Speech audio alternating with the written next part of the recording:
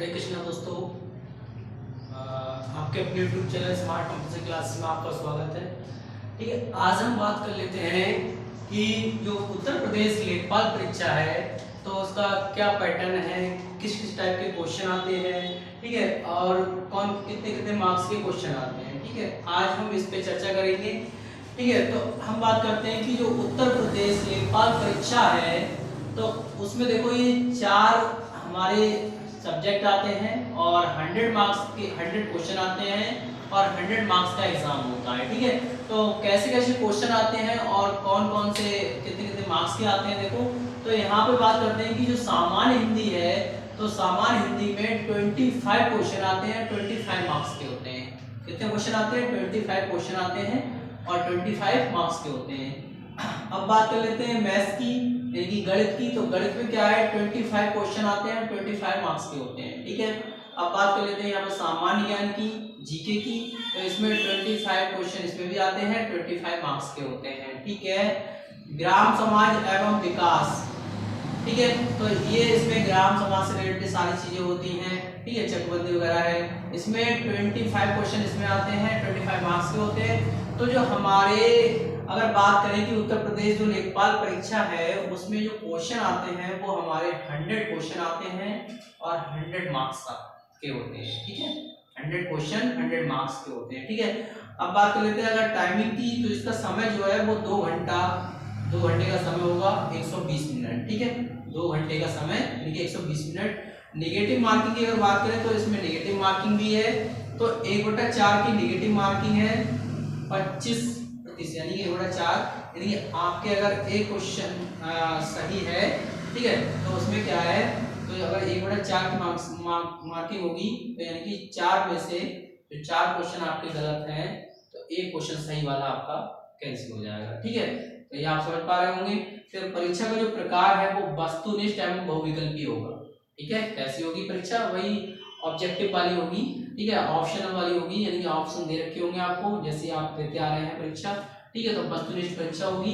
अब बात कर लेते हैं जो आपको, अब हम स्टार्टिंग से आपको जो हिंदी का सिलेबस है, सामान्य हिंदी है, तो आपको स्टार्टिंग से उस सिलेबस को हम कराएंगे। ठीक है, हमारी जो वीडियो है स्टार्टिंग से ही चलती रहेंगी, एक एक चीज को बहुत अच्छे से आपको सीखना है।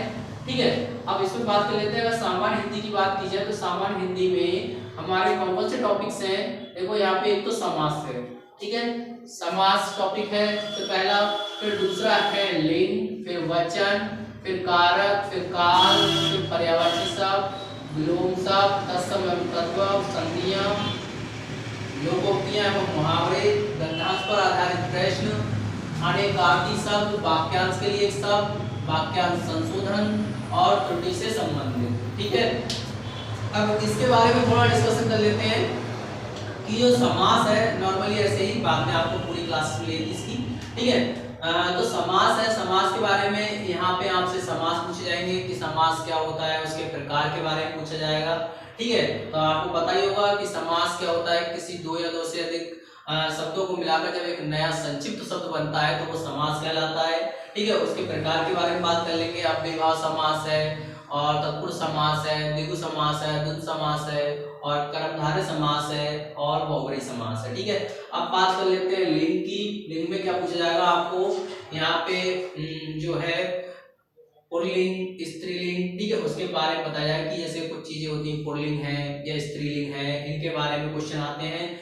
वचन से संबंधित एक वचन या बहुवचन, कौन सी चीज एक वचन है, कौन सी चीज बहुवचन है, उससे संबंधित क्वेश्चन आएंगे। कारक आपको पूछे जाएंगे। ठीक है, क्योंकि कारक चिन्ह जो है उससे भी क्वेश्चन बहुत पूछे जाते हैं कारक चिन्हों से, कि कारक चिन्ह में क्या है, आपको पता होगा हमारे 8 कारक चिन्ह हैं।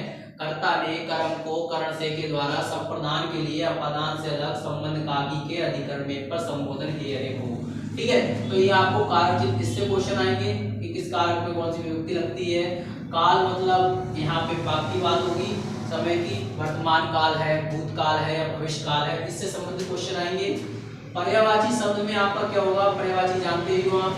ठीक है, पर्यायवाची शब्द यानी कि एक शब्द के अनेक कई शब्द हो। ठीक है, तो वहाँ पर्यायवाची होता है। विलोम शब्द आप जानते ही, उल्टा, जैसे मोटा का पतला, अच्छा का बुरा। ठीक है, ऐसे क्वेश्चन। तत्सम और तद्भव क्या होता है, ये भी आपको ये क्वेश्चन आएंगे।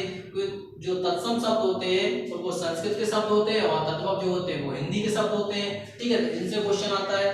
संधियां आपको पता ही है, संधि आएंगी आपकी सब कि संधि दो वर्णों के मेल को संधि कहते हैं। और संधि के अगर प्रकार की बात कर ले तो संधि 3 प्रकार की होती है, यानी कि स्वर संधि, व्यंजन संधि और विसर्ग संधि। तो स्वर संधि के प्रकार सबसे ज्यादा पूछे जाते हैं, फिर विसर्ग और व्यंजन संधि के कुछ पूछे जाते हैं। सबसे ज्यादा जो आती है वो स्वर संधि ज्यादा पूछी जाती है, ठीक है।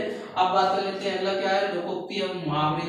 अब इसमें लोकोक्ति और मुहावरे दोनों पूछे जाएंगे। मुहावरे तो आपको पता ही है, ठीक है। जैसे मुहावरे की बात करें तो ईद का चांद होना, बहुत दिनों बाद दिखाई पड़ना, ऐसे क्वेश्चन।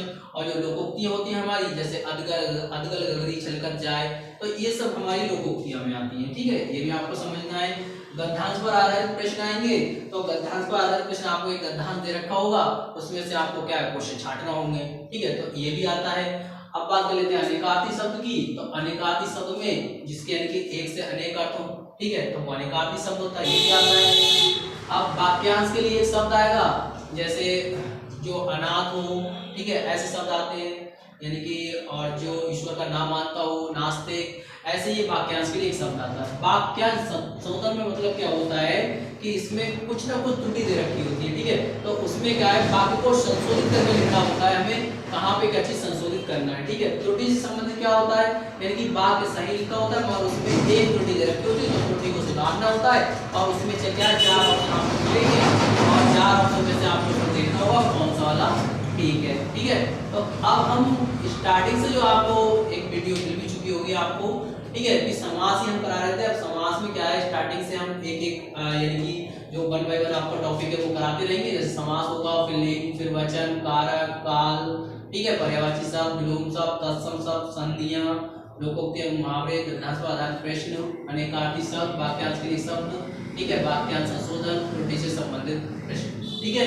तो ये सब आपको कराएंगे, क्योंकि इसमें जो है बहुत ही अच्छे टॉपिक्स हैं, ठीक है। पर बाकी ये तो आप समझ ही गए होंगे कि यहाँ पे जो है 100 मार्क्स के एग्जाम होगा और 100 ही क्वेश्चन होंगे, ठीक है।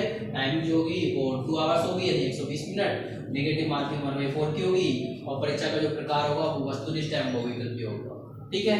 तो थैंक यू क्लास। आगे अगली वीडियो में आपको समास के बारे में जो है नॉलेज देंगे, ठीक है। Thank you class.